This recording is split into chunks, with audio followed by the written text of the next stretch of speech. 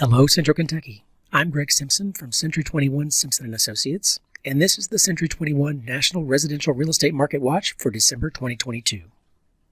Here's a quick overview of what you'll learn in this Market Watch. The housing market is cooling in the near future. Inventory remains at record lows, and forecast remains low, but it is growing. Buyers are facing less competition. Interest rates are rising, but prices are as well. Affordability is eroding for buyers, while sellers will see fewer offers per property and are less likely to sell above asking price. Where's the national market today? October 2022, month's supply of inventory. October marks the fourth consecutive month of 3.1 to 3.3 months supply of inventory. Although to many sellers and agents, the market feels like it's cooling off, the market is not yet balanced and still favors sellers. To keep this in historical context, before December 2019, month's supply of inventory had only dropped below 3.5 twice since monthly tracking began in 1999. As a reminder, 6 months of inventory represents a balanced market, favoring neither buyer nor seller. With 3.3 months supply of inventory, the market continues to favor sellers, albeit with a little more breathing room for buyers today than we've seen in a while. October 2022 inventory. The actual number of unsold homes on the market dipped ever so slightly from last year and last month. High interest rates aren't just keeping buyers on the sidelines, they're also impacting sellers' desire to list. When they have an ultra-low rate locked in, it's often a large psychological and financial hurdle to give that up for a rate that's twice as high. However, there will always be reasons that sellers need to sell, even with high interest rates. This is why inventory won't go to zero. As Lawrence Yun, the National Association of Realtors chief economist, put it, even as days on the market are lengthening, overall housing inventory still remains near historic lows. New listings are actually lower compared to the same period a year ago.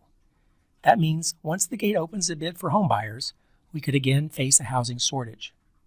This is why more new home construction is needed, as well as more rehabilitation of disused buildings into residential units. October 2022 existing home sales. As expected, existing home sales declined again in October. Considering that homes sold in October went under contract in September when interest rates experienced a sharp jump, less than 6% is in line with what we would expect. It's not dramatic news. However, this is the 9th consecutive month of month-over-month and the 14th consecutive month of year-over-year declines in existing home sales. As they stack up, the cumulative effect is considerable. Showings are down 24%. This tracks the year-over-year decline in sales. This could also be a point to buyers not needing to see as many homes as they did during the height of the market before getting an offer accepted. October 2022 median sales price. Home prices are still up from last year. Yet, if prices continue to fall at this pace, year-over-year declines will start showing up in February. The 6.6% year-over-year increase is still notably above the historic norm of 4% annual growth. Furthermore, single-family home prices increased in 98% of the 185 metro areas during the third quarter. Appreciation is expected to continue to slow, but stay positive for most markets. A continued imbalance of supply and demand bolsters prices. As fewer higher-priced homes sell, the median price could skew downward, even if individual homes are not losing value. With recent layoffs in the high-paying tech sector, some of the local markets entrenched in tech may feel this more than others. Pricing homes well from the beginning is important, especially since the multiple offer frenzy of the past few years comes to an end. In October, 24% of homes received over asking price. Conversely, homes sitting on the market for more than 120 days saw prices reduced by an average of 15.8%, according to the National Association for Realtors. Current mortgage rates. Rates are up a full 2 percentage points since the beginning of August. In November, rates remained at or below October's peak of 7.08%. More potential homebuyers were squeezed out from qualifying for a mortgage in October as mortgage rates climbed higher, said National Association of Realtors chief economist Lawrence Yun. The impact is greater in expensive areas of the country and in markets that witnessed significant home price gains in the recent years. As a reminder, rates had never fallen below 5% before 2009. So while the pace of the increase this year has undoubtedly felt jolting, and left buyers and sellers feeling the mismatch between expectations set over the past decade and the current rate, it's a far cry from the all-time high and remains well below the average rate during the 1990s of 8.12%. October 2022 days on market. Days on market continued to tick up from an all-time low of 14 in July 2022 to now 21 days in October. Although this is up by a full week, it's still on the low end of the historic norms. Before the market we just experienced, 21 days would be considered very fast. The level of competition continues to moderate for those homes. Offers remained at 2.4. This represents a return to normal conditions. There's a clear trend toward homes taking longer to sell that should not be minimized. However, keeping that in context is critical. The market has shown its return to normal. It's not shown signs that it's icing over. Headlines. Mixed signals. Even the most seasoned of real estate agents are feeling weird about the market right now. Rightly so, it's sending mixed messages. Typically, when there's a rise in mortgage rates and a decline in sales, what does that mean? The answer is usually that prices decline and inventory rises. These usually point to a cool down in the market. The market is far from typical right now. Inventory remains low and prices are holding at elevated levels, which are typically signs of a hot market. If it seems that many real estate professionals are perplexed by this market, imagine how consumers feel. Right now, consumers need knowledgeable agents' expertise and guidance to cut through the noise. Informed agents can dispel myths.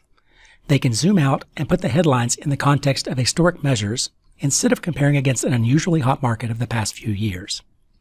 Great agents are needed to help the clients make the best decision. The news recently has buzzed about a large number of layoffs at big companies.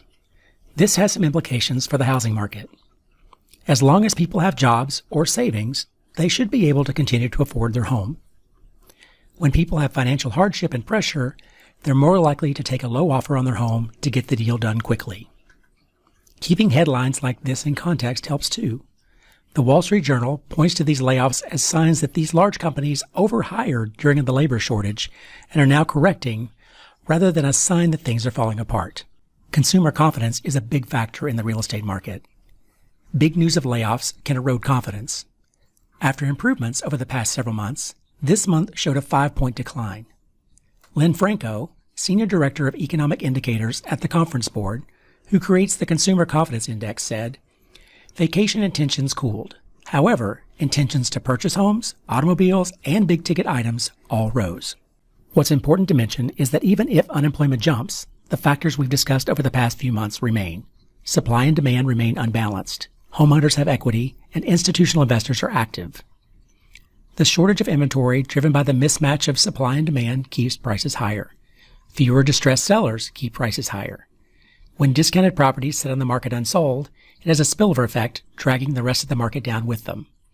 Investors eagerly snapping up any discounted properties supports home prices as the impact of any discounted sales that might occur stays contained. Whatever the confusion, there is no doubt who has the short end of the stick in this market. First-time home buyers. At the height of the market, they were squeezed out by all-cash offers and waived inspection and appraisal contingencies. These came from investors and primary resident buyers alike. Now, first-time buyers are feeling the impact of interest rate spikes. These buyers typically finance a larger percentage of the purchase price because they don't have equity from a past sale to reinvest. Their qualifying debt-to-income ratios may be more challenging than other buyers, especially if they were just on the cusp of home ownership. Although the percentage of first-time buyers is down notably from what would be considered historic norms of about 40%, in October, first-time buyers accounted for 28% of sales. This is up from the 2022 annual number in the National Association of Realtors 2022 profile of home buyers and sellers of 26%. Your actions as a buyer or seller. What does this mean for buyers? You might have noticed that interest rates have jumped up considerably this year. If you're trying to time the market, here are a couple things to remember. First, interest rates are only one factor in what your final monthly mortgage will be. The price of the house matters too.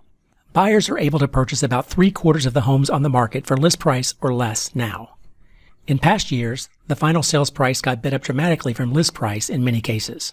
Second, since we don't exactly know what will happen in the future with inventory or interest rates, today's buyers marry the house but date the rate, meaning you can refinance to a lower rate later. If you find the right house and the price and the mortgage rate work out, wouldn't it be great to make the move instead of waiting on an uncertain future? What does this mean for sellers? There are no crystal balls, and timing the market is nearly impossible.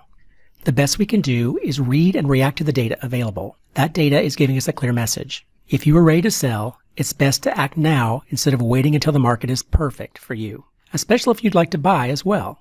It's better to get everything in alignment and get the process started. Sellers are starting to lose that incredible upper hand they've held for the past few years as the market moves toward being more balanced. Inventory, interest rates, and prices are impacting buyers. Have your realtor run the numbers based on what they think your home can get in the market and see if it achieves your financial goals. If it does, consider acting now. And that's the National Residential Real Estate Market Watch for December 2022. Have questions? We're here to help. Contact us at either of our offices in Frankfort or Lexington, Kentucky. If you liked this Market Watch, we invite you to subscribe to our channel. And if you'd like to be notified when the January 2023 Market Watch is available, please be sure to click the bell icon.